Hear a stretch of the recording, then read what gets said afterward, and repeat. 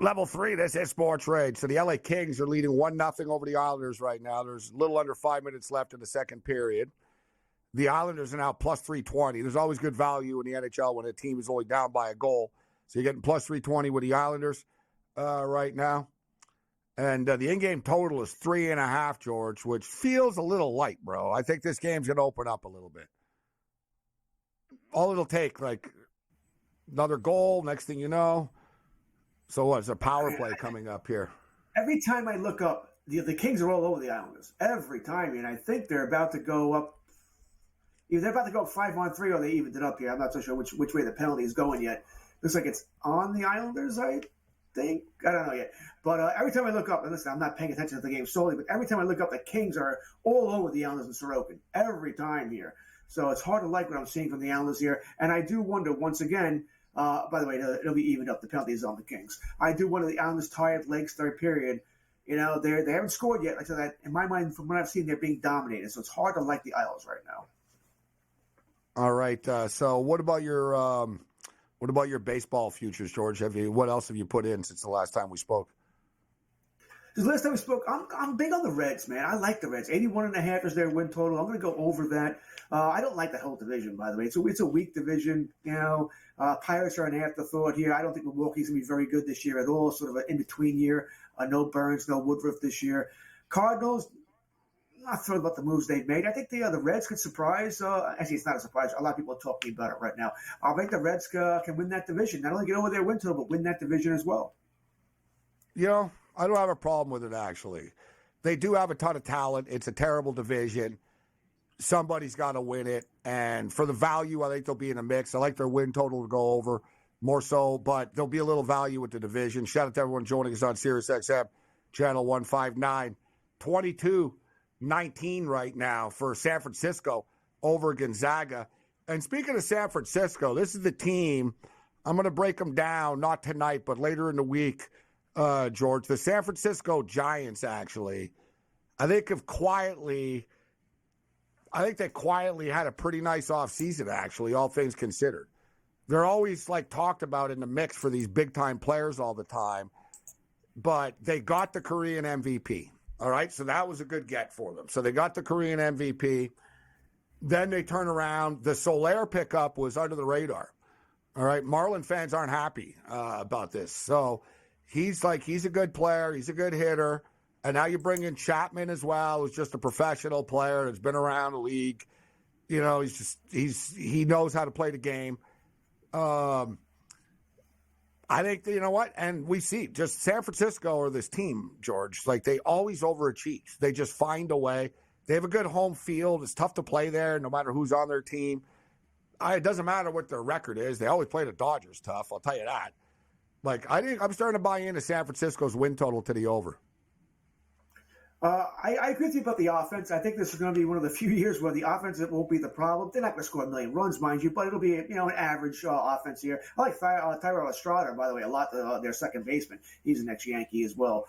Chapman has something to prove here. Yastrzemski, Conforto, okay, solid. Okay to solid players. You mentioned Soler and Young-Hoo Lee, so like them. My problem, Gabe, is after Logan Webb, there's prayers here. That's all you have is prayers. Logan Webb's great, right? But Kyle Harrison, Jordan Hicks, Spencer Howard, Dalton Jeffries, Keaton. I mean, these are the guys you're praying on. It's a problem. There's not a lot here.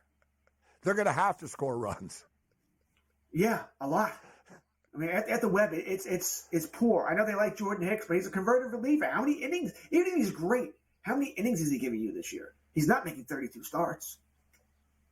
Yeah, I think, though, one thing with baseball, all pitchers only pitch 5 innings now.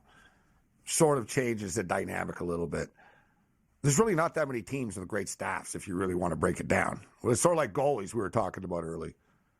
How many teams can you really say, they really have, like, really good pitching? Like 5, 6? Yeah, but at least 3 stars that don't make you want to puke. You know, Giants, you got 1. Who knows? Maybe 1.5 if you really do like Hicks. And Hicks has a rocket for an arm. I just don't think he's going to be able to hold up as a starter. I think he's an injury waiting to happen in the rotation. He got hurt all the time as a reliever. So I don't know how the rotation is going to help them much. I think I would feel much better about them And I know they said they're not going to do it, but if they were one of the teams that would have signed Snell or Montgomery, but then again, I wouldn't want to sign either one of these guys because I don't know when they're going to be able to start. It's March 12th. When do they start? Mid-April? May? So that's a problem as well with signing either one of those guys that are available. That is interesting that you bring that up because there's been a lot of talk about Trevor Bauer not getting signed. And the Blake Snell stuff, we could say, Scott Boras this and that, but it's pretty crazy that the season's about to start. As you stated, how in shape is he? Like, has he been throwing, like, simulation games? Like, are you ready to go? Those are legitimate questions. But I do find it interesting that San Francisco are willing to throw money at everybody all the time, yet they're sitting this out. They're standing pat on this, which I do find curious. Thanks, George. Anytime.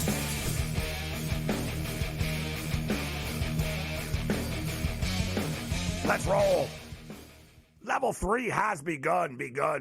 This is SportsRage. I am Gabriel Morency, the Pistol Players, also some people above them and everybody else in between. Shannon Tolliver AM radio affiliates joining the Rage tonight on SiriusXM Channel 159, SportsGrid Radio and Television Networks, the mightier 1090 ESPN Radio in the house, SoCal banging this evening. It was a wild day in the National Football League as the free agency window opened and a fleeting frenzy began. Kirk Cousins gets a 4-year, $180 million deal from the Atlanta Falcons, 100 of which is guaranteed. So ultimately, it's sort of, if Atlanta gets tired of things after 2 years, they could get off the hook of it. So Kirk Cousins, though, gets a guaranteed $100 million, new quarterback of the Atlanta Falcons. The Falcons are the favorites to win the AFC North, despite the fact that Baker Mayfield re-signed and Mike Evans re-signed in Tampa. Saquon Barkley gets a 3-year, $37 million deal. It could be like in a $46 million range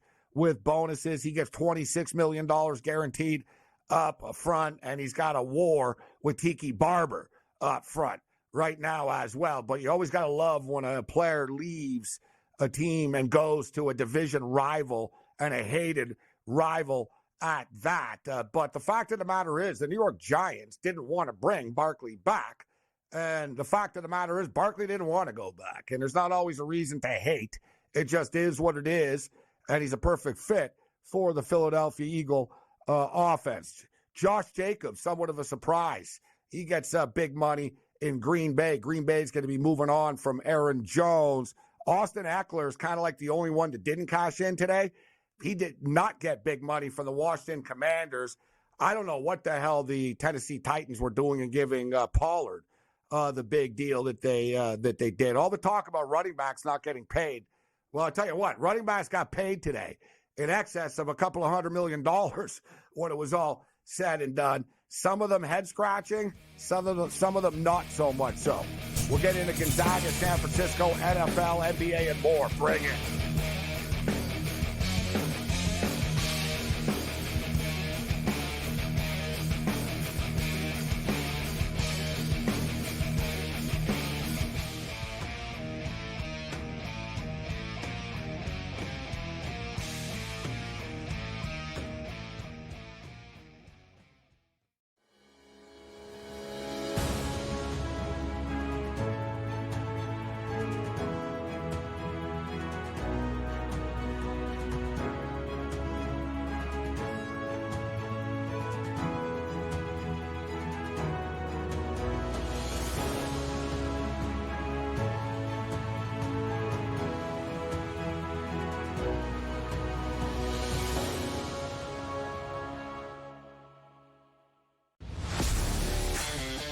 Laying points on the road in college basketball is an absolute landmine. I would not do it. I won't do it the rest of the year. I'm done doing that because it just consistently loses. I mean, 3 possessions in a 9-point game in which the opposition now is the clock, not the actual team you're facing, right? Right.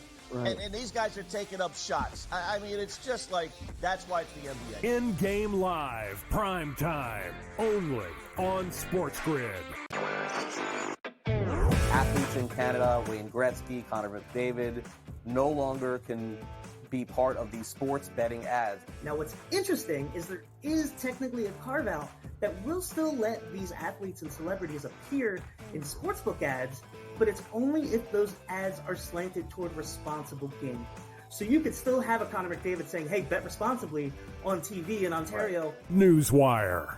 Only on SportsGrid. 4.22. The fact. Man alive. The guy just made himself a whole lot of money, did he not? By now holding the record for the fastest 40-yard dash. But if it's one thing we know is that doesn't translate into quality football players in the NFL. So somebody will bite and overdraft him because he simply ran faster than everyone else. It's just rinse and repeat. The Early Line. Only on SportsGrid. Anyone that's been to a sporting event, the atmosphere before a game, I think Game Time Decisions has that same exact atmosphere. This is our arena. This is what we do. There is going to be an energy to Game Time Decisions that you will feel night in and night out. The excitement you get when you lock your bets in, when you're figuring out what you want to do, we can zone in on the biggest games each night. I want this to be the place that people come to before the games start so they feel as ready as possible to lock in their cards. We are going to hit every single one of those markets that you need to know about. We're going to go through every single thing, and I've got a great team behind me that's going to help me get the job done. There is not going to be a better place, I promise you, than Game Time Decisions to get that new information, react to it, and be able to then bet accordingly. We will have everything at our disposal, and we will use that to our advantage. I'm Kevin Walsh. Tune into Game Time Decisions from 6 to 8 p.m. Eastern on SportsGrid.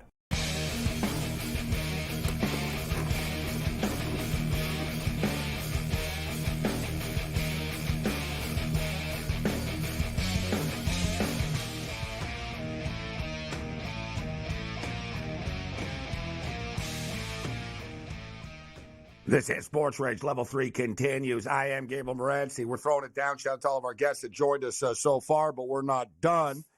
And neither is the night of basketball so far. Montana are on the verge of beating Portland State right now, 81-75. Meanwhile, San Francisco, I thought Gonzaga would roll these guys. They're not right now. There's still a lot of basketball left. There's 5:50 left in the first half, to be exact. It's 30-27 right now for San Francisco. So San Francisco are actually leading. We hammered the over of this game. It was 150.5. The current in-game total is 158.5 right now. The pace is actually pretty good. Gonzaga are in the bonus. San Francisco are not. Gonzaga have only committed one foul, so Gonzaga should just start pounding it inside, get to the free throw line here. But we'll keep our eye on this game. It's been a wild day in the National Football League. Today, one blockbuster signing after another. Let's bring in Mo Khan right now. TSN play-by-play man, statistician, former wide receiver. What's going on, Mo? How you doing tonight? I'm well, Gabe. Just recovering from my voice. You sound like you're under the weather. I'm not. You know what? It was I called 11 college Canadian basketball games over the weekend for the NCAA equivalent in Canada, for those who don't follow U Sports up here. So I'm just recovering from that after 11 intense games that I had over the weekend. You're speaking to someone that toured in a metal band here, Mo, and does a lot of shows. So I'm like, yeah, okay. Like, all right. So your point is what? Yeah, I'm sort of like, all right. So you talked for a couple hours over the weekend, but I imagine you did a lot of screaming. You did a lot of screaming as well. And you're a Raider fan. And I'd be screaming if I was a Raider fan right now at just the inconsistency of what the plan is. So Josh Jacobs is gone to Green Bay, and they bring in Gardner Minshew, which to me is kind of just baffling. Okay, you want to bring in Gardner Minshew. You just paid Gardner Minshew $24 million for 2 years. For what? To become the starting quarterback, Mo, in your opinion? Or... like, are they going to draft a quarterback now and have Gardner and throw Aiden O'Connell under the bus? Are they going to really start the season with Gardner Minshew and Aiden O'Connell as their quarterbacks? What do you think the Raiders' game plan is now? You know, I don't know what their game plan is, Gabe. I think now for where they're at in this whole process, early, they signed Christian Wilkins from Miami, and now they bring in Gardner Minshew. It gives competition to Ian O'Connell, but at that point of where they're at in the draft board, it probably takes them out where they probably believe that they're not going to be able to move up to the top 5 or top 3 to get Jaden Daniels or whoever else they believe is worthy of being a top 5 pick. So they probably stand still and look at the draft and address other needs. They got the D tackle. They apparently got the quarterback for the present, but they have a lot of glaring holes, Gabe, and that's going to be the key for Tom Telesco and Antonio Pierce. Are they going to be uber aggressive in the market or kind of let it play out and try to find those cheaper names that can help out for the interim and then go through the draft board to get their guys, because they do have the full allotment of picks to work with this season? You have to ask yourself, though, so today, basically they spent like $135 million on 2 players. So Wilkins and Minshew. So they pay a lot, though. And I don't listen. Wilkins is a good player, but that's a lot of money, bro. When you compare to like Minnesota got a defensive lineman for about $25 to $40 million less. So you know what I mean. Right, so that's what I'm saying with the yeah. Raiders. Yeah, you can't really say that they're not trying. It's just, what's your plan? So you gave all this money to Wilkins on a D line. Now you're bringing in Minshew. That's a lot of money you just spent. How much of an impact are these 2 guys really going to have? That's my question. Really, Not much. For the money that was not spent. much. You know what I mean? Not much, Gabe. Yeah, not much. Put it this way: if I come back to you and say, "Listen, we just spent $135 million," you'd be like, "Oh yeah, what do we get?" You're like, "Well, this is what we came back with." It's not really Right. overwhelming me. You know what I'm saying? No. They hit a solid double. That's what they did today. Nothing extravagant. But the thing with Wilkins, though, is that they bring him in to plug as a D tackle where they've had issues getting pressure. He had 9.5 sacks last year from Miami, but was it more of a guy that was motivated because he wanted to get himself another big contract in his career before he runs out in the NFL? Maybe not. We'll find out. But this Raider team is nowhere near the Chiefs and nowhere near the Chargers or even the Broncos to the extent of what they have built up right now. I think the Broncos and Raiders are both in a mixed-up situation for where they want to be. But I think if you're a Raider fan today, you're probably saying, does it make us better? Maybe 1-2 wins. We're 9-8 as opposed to being 7-10, maybe. But that's really the more mundane reaction right now for Raider fans, that, look, it is what it is, and hopefully this plan is executed well enough by Telesco and Pierce to make this work. And, yeah, that's the thing. And you look at, I will say this, though. I think Denver have a lot of problems. I think Denver, like the Raiders have more talent than Denver do. Right? The Raiders do have more players, and like Denver have like serious problems, man. Like everyone thinks about just Russell Wilson, right? And their defense is terrible. Like their defense is ranked like 27th in the National Football League. Like they're not. This isn't the old the Broncos have a great defense, they just need a quarterback away type of deal. They don't have a look, dude. They just traded Jerry Jeudy for a freaking 6th-round pick, bro. What did they get for him? I think it was a 6th-round pick. 6th-round pick, yeah, that's right, yeah. Yeah, but he was a bust. He was just like but it's all cap, point blank. But the thing is, Gabe, right? You look at the Broncos. Raiders are better than the Broncos. The only thing that'll save the Broncos will be my boy J.J. McCarthy. So maybe if they get J.J. McCarthy, that'll save them, or at least put them in the right direction. But even that, I mean, it'll be good for him, I guess, to be with Sean Payton, which would be ironic because Payton and Harbaugh don't like each other. But like I said, to me, Denver is kind of a vast wasteland. Like people are sort of missing. That's my whole point when you said, "Oh, they're worse than the Raiders." I think the Raiders are better than Denver are. I think the Raiders have a better sort of situation than the Broncos do, at least right now. But the Broncos can rebuild. You look at the Broncos, though. There was a great argument from a football guy who said this morning on radio. They miscalculated on Russell Wilson. They overspent on Randy Gregory, $70 million. They got Frank Clark for like 5 weeks. They've missed on a lot of picks and a lot of signings that they brought in. Mike McGlinchey has been a bust for them. So this organization, from George Payton right down to Sean Payton, it's do or die, I think, for George Payton, the GM, because he's completely botched this organization for the last 3-4 years. But for Sean Payton, though, he's got a bit of runway to work with, and he's probably going to convince ownership to say, look, guys, right now it's not looking good, but give me 2 years, and we can reverse the ship and become a 10, maybe 12-win team if we get my guys in moving forward. Well, he got a 5-year deal, so there's 4 years left, right? I mean, these guys, like, he's not that old, but sort of like Harbaugh. Harbaugh got a 5-year. He's got 5 years to turn this thing around and win. Right? That's like you know, like Peyton. We could look. A lot of people scoffed at Peyton, mocked him, and stuff like that because he's an egomaniac and he wasn't doing well. But I don't think they're in such a healthy situation. What do you think of Josh Jacobs getting the money from Green Bay that he did? You're the Raider fan. You've seen Josh Jacobs a lot. He only averaged 3.5 yards a carry last year. But with that being stated, I do think he's a solid running back. What's your take on him with Green Bay? Solid RB. He's solid RB, but he has a history of injuries. But the way the deal's broken down, it's a 4-year deal, as we know, but it's really a 1-year deal with 3 team options to work with for Green Bay.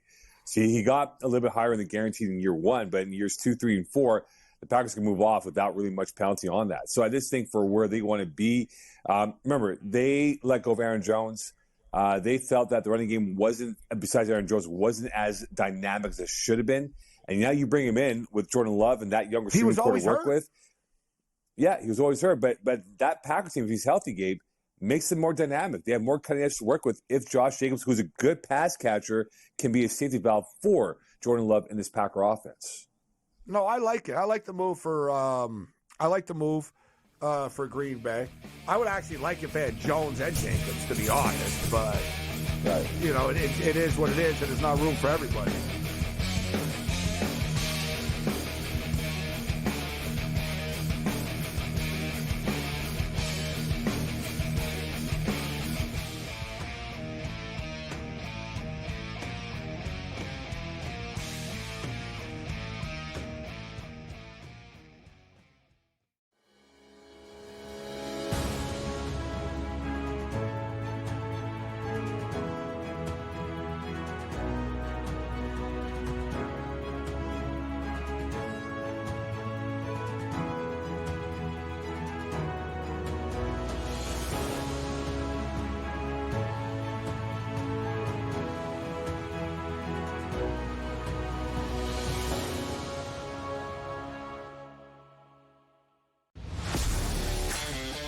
Laying points on the road in college basketball is an absolute landmine. I would not do it. I won't do it the rest of the year. I'm done doing that because it just consistently loses. I mean, 3 possessions in a 9-point game in which the opposition now is the clock, not the actual team you're facing, right? Right.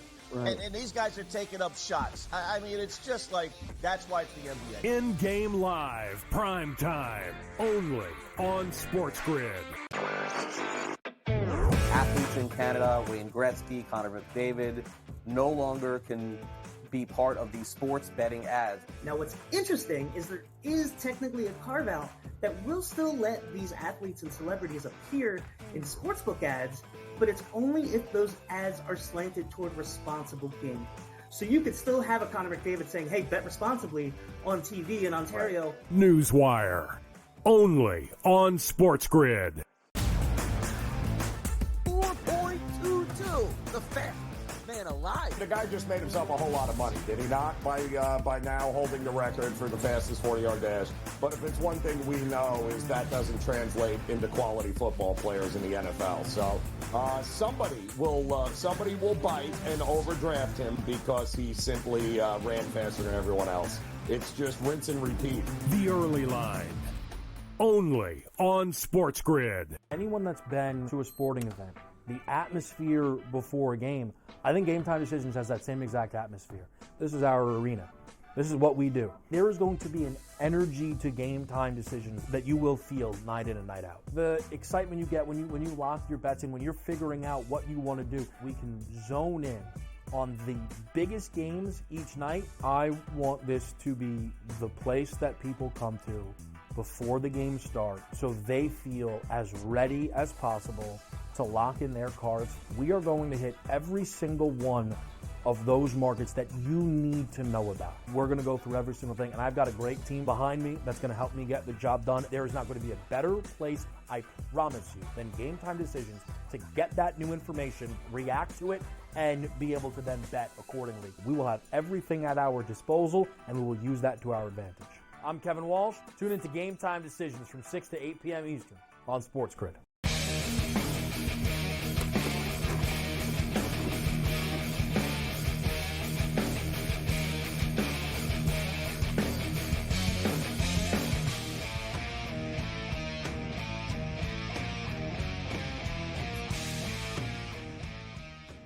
This is Sports Rage. I am Morency. Gonzaga have gone on a run. It's 36-35 for the Zags right now. The in-game total right now is 153.5. So it's right around. It's about 2 points higher than what it closed at 150.5 tonight. Gonzaga are currently 5.5-point favorites. There's 38 seconds left in the first half. I got Gonzaga on the money line. I got Gonzaga minus the points, and I got the over. So I'd like just give me another bucket or two or something on the way out here. Couple of more points before we go to the break, and we'll get you the halftime number.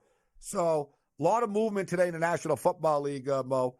Justin Fields was not part of this movement, and one by one, the spots and positions are being taken, right?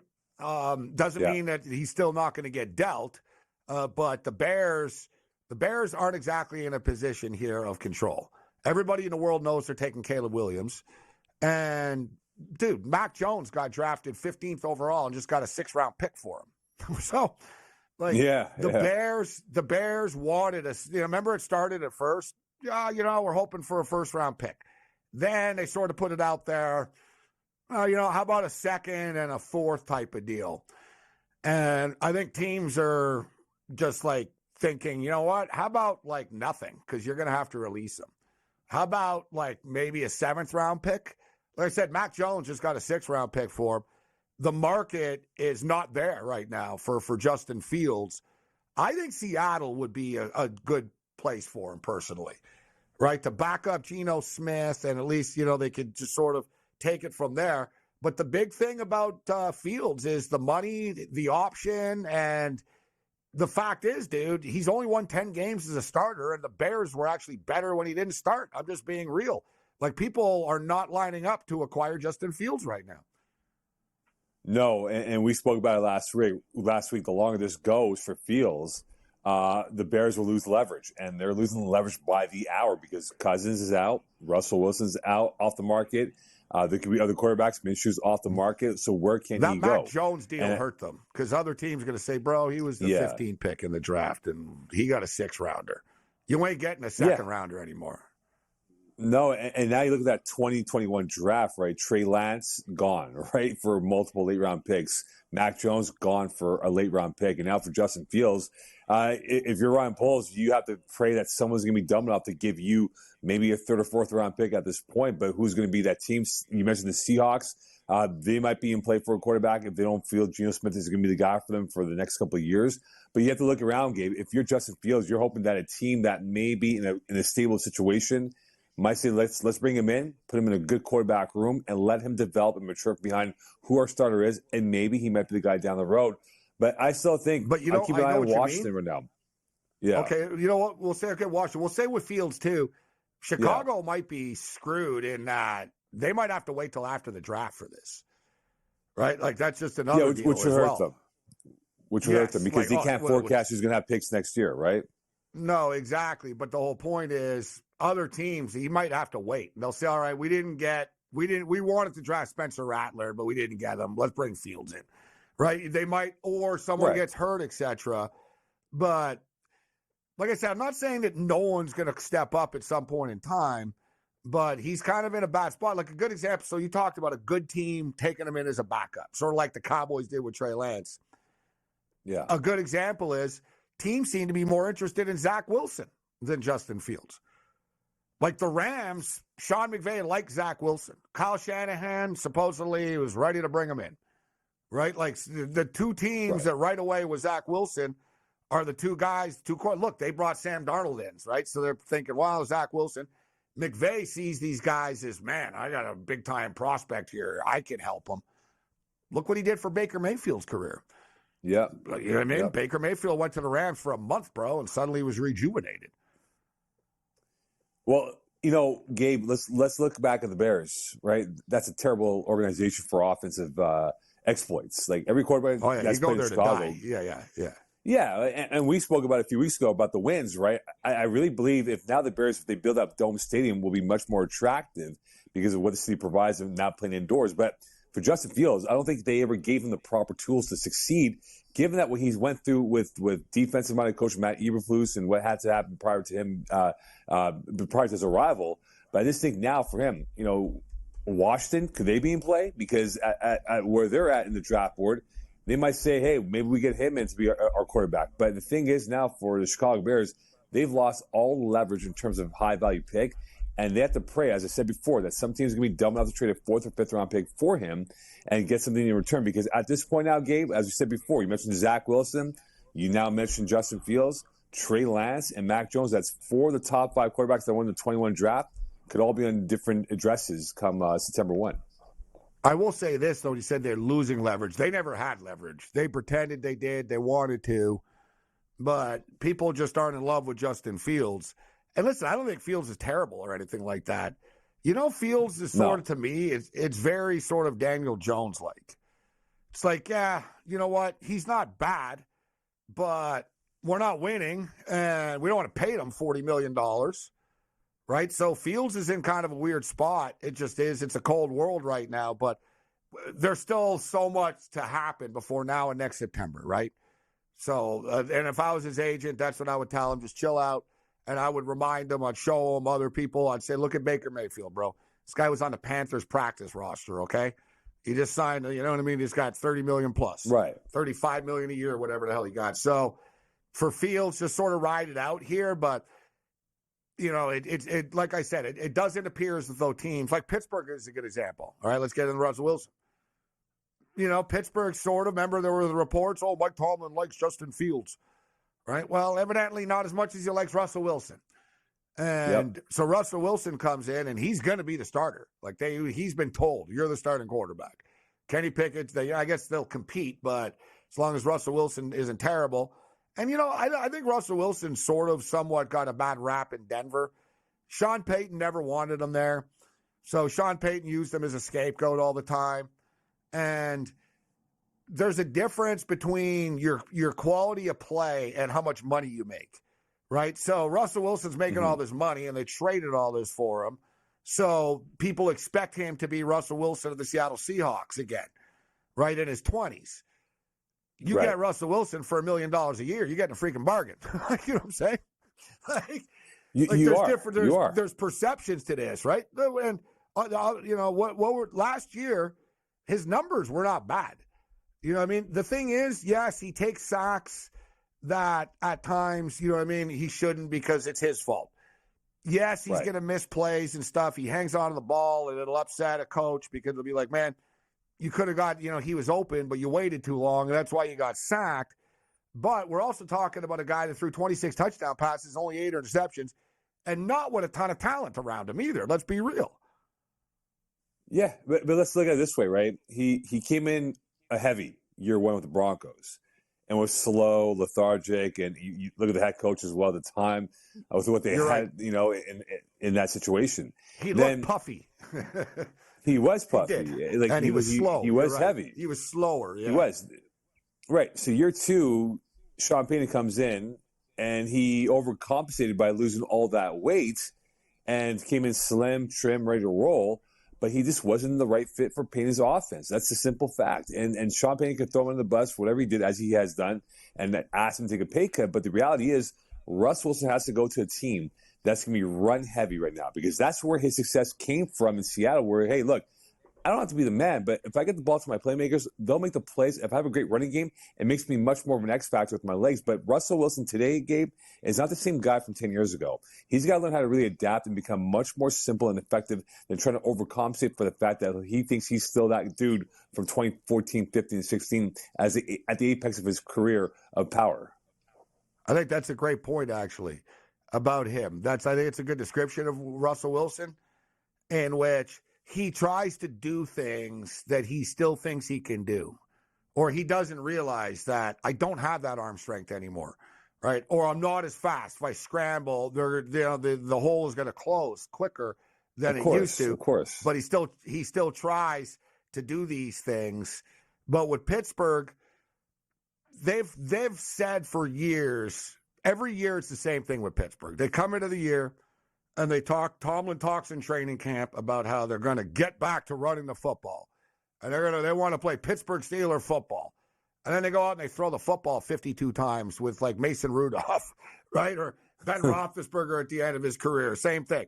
we know he's old and his arm is shot. Why don't we throw it 54 times tonight? Right? Like they wouldn't run it. Najee Harris hasn't been great, but, he's okay. Warren seemed to have a little bit more of a burst, but it's a nice 1-2 punch. Yeah.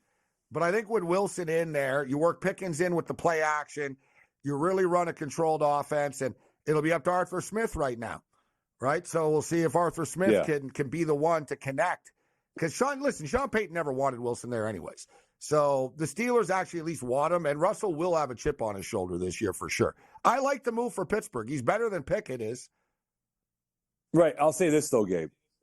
Arthur Smith in Tennessee, when he was the OC there, he revitalized Ryan Tannehill's career. And Tannehill got to have an extra 2-3 years with Tennessee. This could be his Ryan Tannehill project in Pittsburgh, where if he can revitalize Russell Wilson and become a better quarterback, he might get a second shot as a head coach in the NFL. Man, but yeah, he was so bad as a head coach with the Falcons. 100% he was. But it's always second chances, though, in the NFL. You know that, Gabe. And Tennessee being the offensive coordinator was kind of like, let's hand it off to Derrick Henry 34 times and run a couple of passing plays. I don't know how much of an offensive genius the guy is.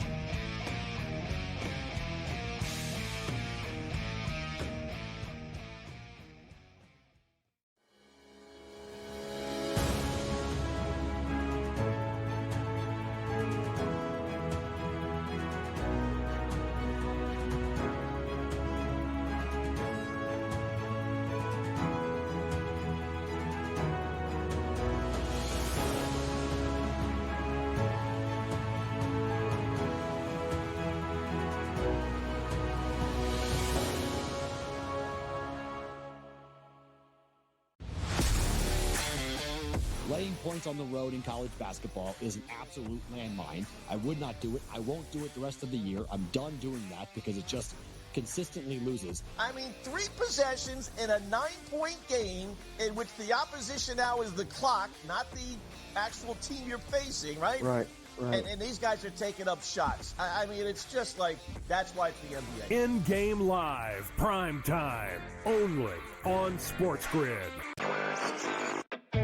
Athletes in Canada, Wayne Gretzky, Connor McDavid, no longer can be part of these sports betting ads. Now, what's interesting is there is technically a carve-out that will still let these athletes and celebrities appear in sportsbook ads, but it's only if those ads are slanted toward responsible gaming. So you could still have a Connor McDavid saying, hey, bet responsibly on TV in Ontario. Newswire, only on SportsGrid. 4.22, the fat man alive. The guy just made himself a whole lot of money, did he not? By now holding the record for the fastest 40-yard dash.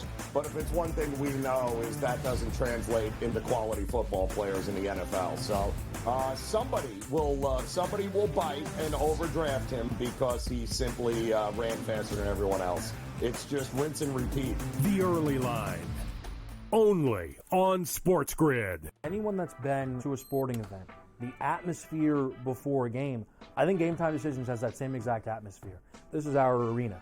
This is what we do. There is going to be an energy to Game Time Decisions that you will feel night in and night out. The excitement you get when you lock your bets in, when you're figuring out what you want to do, we can zone in on the biggest games each night. I want this to be the place that people come to before the games start so they feel as ready as possible to lock in their cards. We are going to hit every single one of those markets that you need to know about. We're going to go through every single thing, and I've got a great team behind me that's going to help me get the job done. There is not going to be a better place, I promise you, than Game Time Decisions to get that new information, react to it, and be able to then bet accordingly. We will have everything at our disposal, and we will use that to our advantage. I'm Kevin Walsh. Tune into Game Time Decisions from 6 to 8 p.m. Eastern on SportsGrid.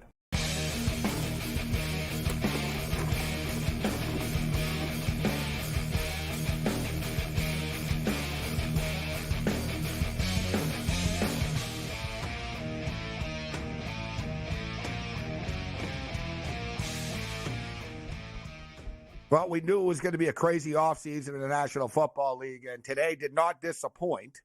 There's still more free agents out there. We should notice 38-37 Gonzaga at the half right now, so we got a couple of extra points in the last 20 seconds. In-game total is currently 155.5. Gonzaga are laying 7.5. I still think Gonzaga are eventually going to pull away in this game, like St. Mary's did tonight against Santa Clara. So Mo Khan with us. So, Mo, the Minnesota Vikings, it was pretty evident they weren't bringing Kirk Cousins back.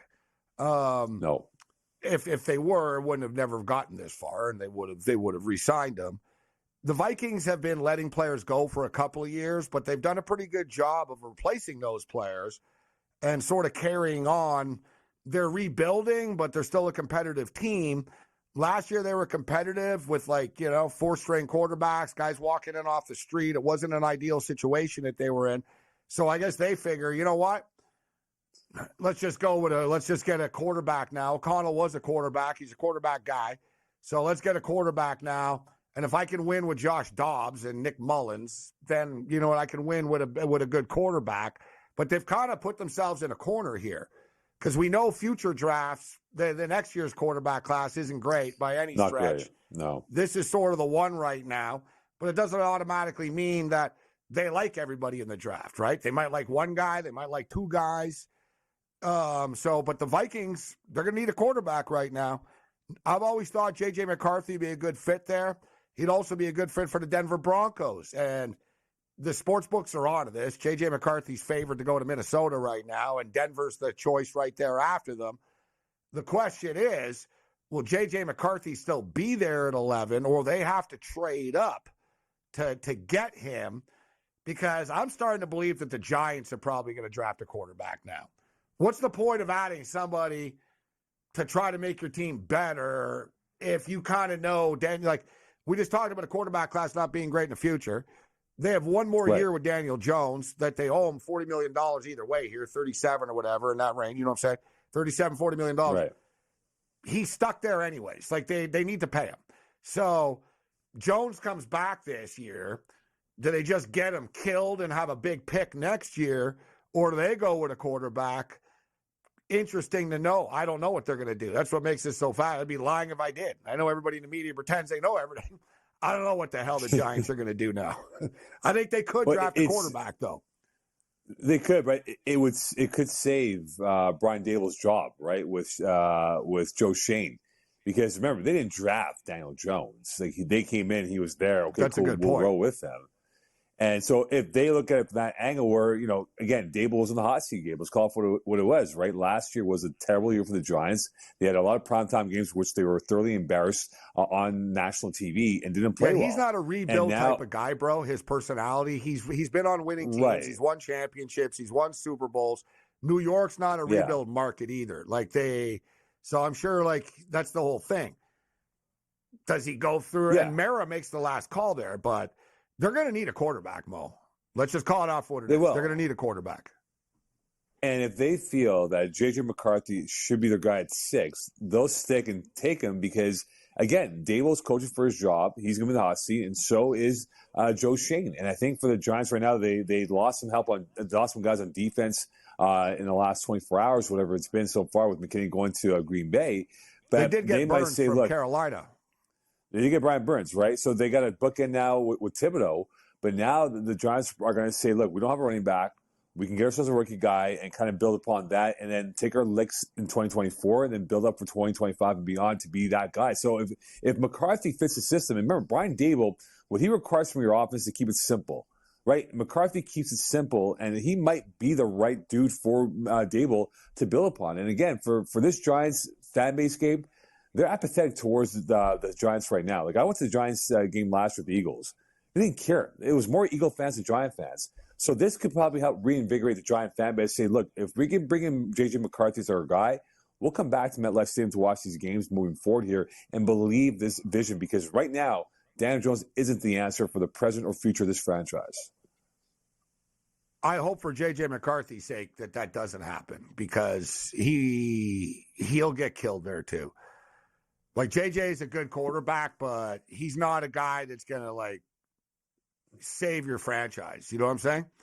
You need to No. add JJ to stuff.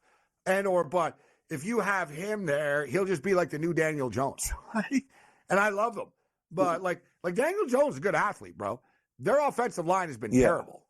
Right? Like the whole thing, like you said, the Giants are just a mess. I hope that for JJ's perspective, by his sake, that he doesn't end up there. So for the record with JJ McCarthy, I do think he'd be a great fit for the Minnesota Vikings. Like I said, I think O'Connell's a great coach. I think, like I said, you've seen what he can do with quarterbacks walking in off the street.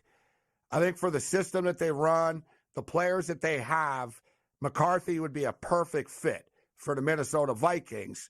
So that's what these sports books agree. He's plus 225 to be a Minnesota Viking. The Raiders are plus 400, but lo and behold, Mo, they're here. The New York Giants suddenly plus 400 for J.J. McCarthy. Suddenly the Giants are in play now. They weren't. The odds weren't this high before. The Raiders are plus 750 for the record. The Patriots are plus 800. I'll keep an eye on that pass number, man. That plus 800 could be ideal, right? And, they trade Mac out. They're probably sticking at 3. Remember, I told you. To take a quarterback. I think he goes ahead of Drake May. Did. Remember, that was my we have a baseball cap. We have the draft cap on the line, right? So we'll see how that plays out, right? But I'll say this about Minnesota, though, quickly. They're at 13 right now, Gabe, right?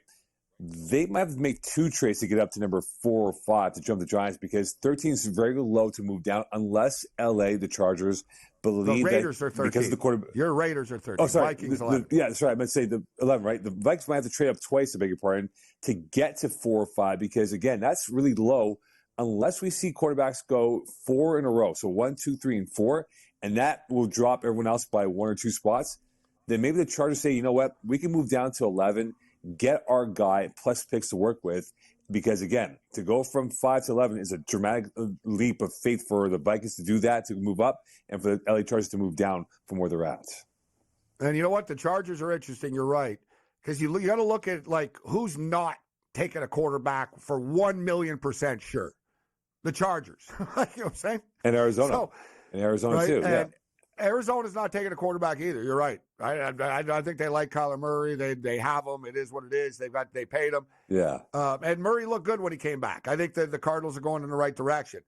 So I think the Cardinals are open to the trade. But if you're the Chargers too, Harbaugh will sell you on McCarthy as well, right? So Harbaugh will be like, "Oh yeah, the guy's a winner. Trust me, I played." And he's going to vouch for him and he's going to push him in these deals if the Chargers wanted to deal. But you got the Giants at 6. So I'm just talking about if you're the Minnesota Vikings and you like J.J. McCarthy and you're the Vikings, if you wait to 11, you're playing a dangerous game with this. Not going to happen. Not going to happen. Because, you wait. The Giants could take him at 6. Right. And then if they don't take him at 6, then suddenly you open up the door for the Denver Broncos to jump up. And say, you know what? Let's scoop Minnesota on this because we know Minnesota wants them. So now we're going to trade up since Minnesota hasn't done this yet because we know we're not going to sit here until 12. And then as we stated earlier, the Raiders are like a slot machine in Vegas, Mo. Who the hell knows what they're going to do at 13?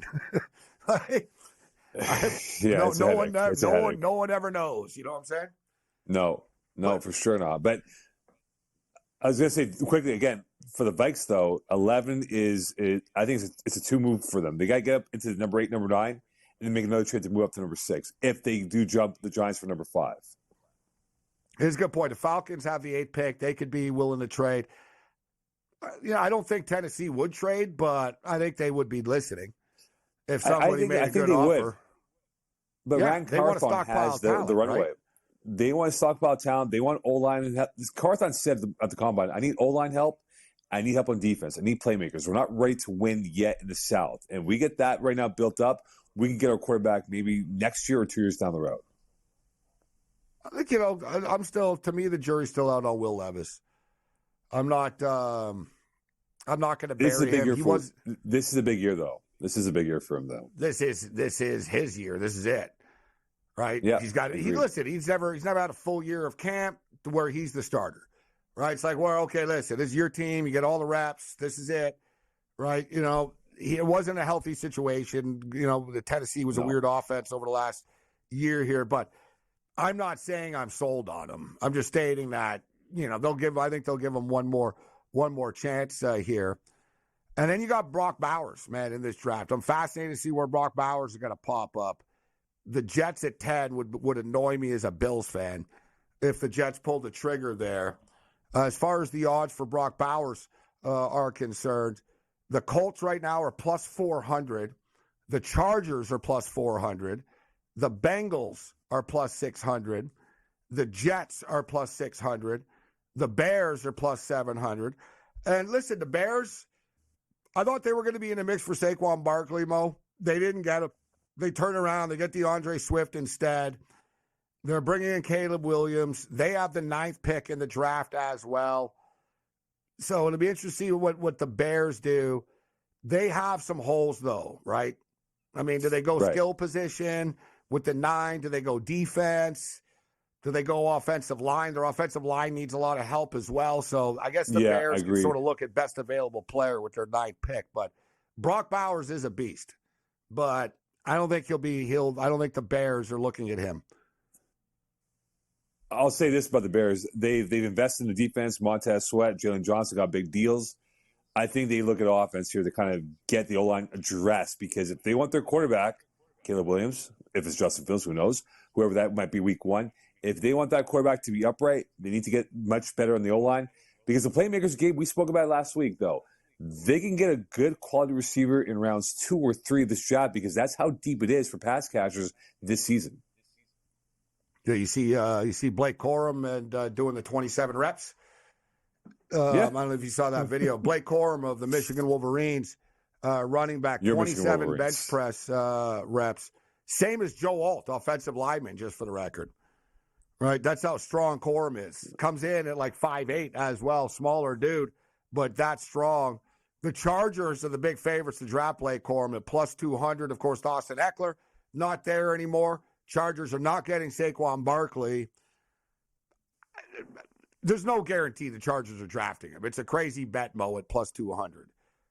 Where do you think Derrick Henry's going to end up now? Do you think Henry ends up maybe with the Chargers or Cowboys? What's your prediction for Derrick Henry now? If it's 1, 2, 3, Baltimore, Dallas, Chargers. I think Baltimore could be the X factor on trying to get themselves a hammer like Henry to kind of complement Lamar Jackson. Because, Gabe, think about it, right? When they lost to Kansas City in the AFC title game, they didn't have a closer. They didn't have a guy that can soften up defenses. And I think that's what they have to figure out moving forward. Can they get a Derrick Henry? If not, watch out for Dallas. They could be the team in play for Derrick Henry. Who do you think trades for T. Higgins? No one. The Bengals are you know how they are. They're notoriously cheapskates. Remember Carson Palmer, he wanted out. What happened? They eventually traded him because the Raiders were stupid again to go out and give him so many picks for him. T. Higgins won't go anywhere until for the notice. I would say he could, get angry about it, but there's not much he can do. He needs to get paid.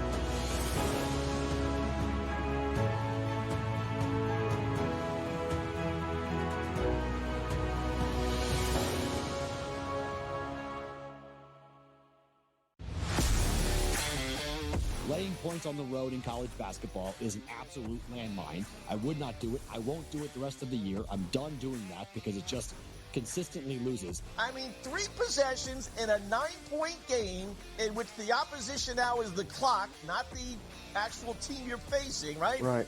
And these guys are taking up shots. I mean, it's just like, that's why it's the NBA. In-game live, prime time, only on SportsGrid. Athletes in Canada, Wayne Gretzky, Connor McDavid, no longer can be part of these sports betting ads. Now, what's interesting is there is technically a carve-out that will still let these athletes and celebrities appear in sportsbook ads, but it's only if those ads are slanted toward responsible gaming. So you could still have a Connor McDavid saying, hey, bet responsibly on TV in Ontario. Newswire. Only on SportsGrid. 4.22. The fast man alive. The guy just made himself a whole lot of money, did he not? By now holding the record for the fastest 40-yard dash. But if it's one thing we know is that doesn't translate into quality football players in the NFL. So somebody will bite and overdraft him because he simply ran faster than everyone else. It's just rinse and repeat. The Early Line. Only on SportsGrid. Anyone that's been to a sporting event, the atmosphere before a game, I think Game Time Decisions has that same exact atmosphere. This is our arena. This is what we do. There is going to be an energy to Game Time Decisions that you will feel night in and night out. The excitement you get when you lock your bets in, when you're figuring out what you want to do, we can zone in on the biggest games each night. I want this to be the place that people come to before the game starts so they feel as ready as possible to lock in their cards. We are going to hit every single one of those markets that you need to know about. We're going to go through every single thing, and I've got a great team behind me that's going to help me get the job done. There is not going to be a better place, I promise you, than Game Time Decisions to get that new information, react to it, and be able to then bet accordingly. We will have everything at our disposal, and we will use that to our advantage. I'm Kevin Walsh. Tune into Game Time Decisions from 6 to 8 p.m. Eastern on SportsGrid.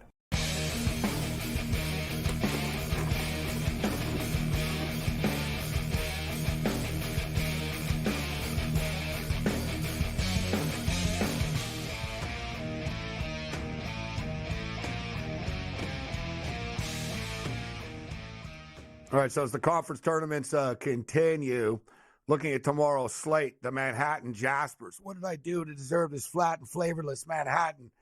The Manhattan Jaspers +8 against Iona. We have a lot of Iona crew at the network, SportsGrid. ESPN goes with like Northwestern and Syracuse alum. SportsGrid, you want to work at the grid? Go to Iona, Hofstra, or Marist.